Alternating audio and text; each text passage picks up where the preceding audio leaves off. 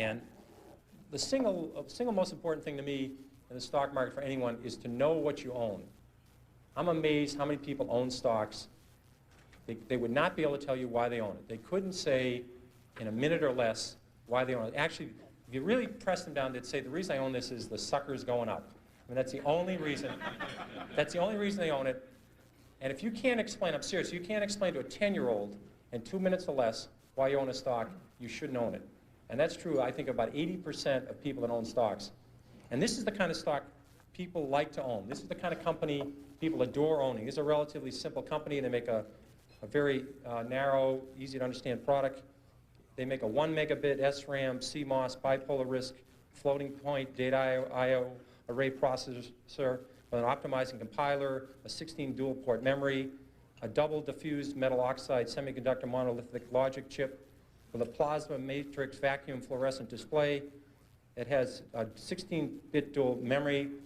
It has a Unix operating system, 4 whetstone megaflop polysilicon emitter, a high bandwidth, that's very important, 6 gigahertz, double metallization communication protocol, an asynchronous backward compatibility, peripheral bus architecture, 4-wave interleave memory, a token ring interchange backplane, and it does it in 15 nanoseconds of capability. Now, if you own a piece of crap like that, you will never make money. Never.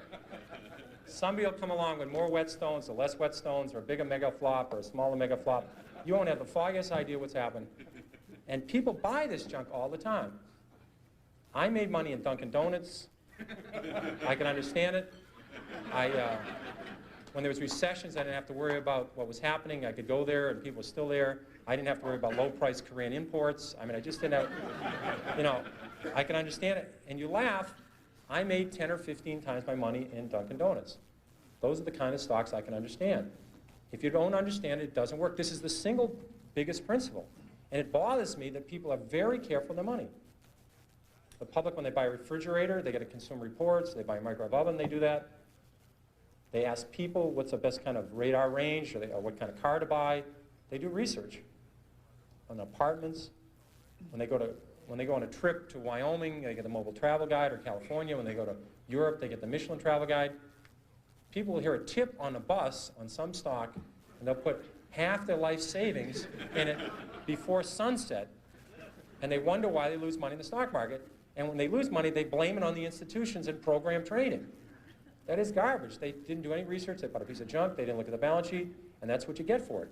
And that's what we were being driven to, and it's self-fulfilling. The public does terrible investing, and they say they don't have a chance. It's because that's the way they're acting. I'm trying to convince people there is a method. There are reasons for stocks that go up.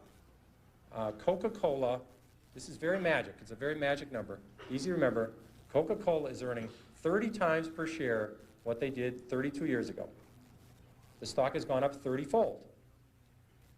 Bethlehem Steel is earning less than they did 30 years ago. The stock is half its price of 30 years ago. Stocks are not lottery tickets. There's a company behind every stock. If a company does well, the stock does well. It's not that complicated. People get too carried away. And first of all, they try and predict the stock market. That is a total waste of time. No one can predict the stock market.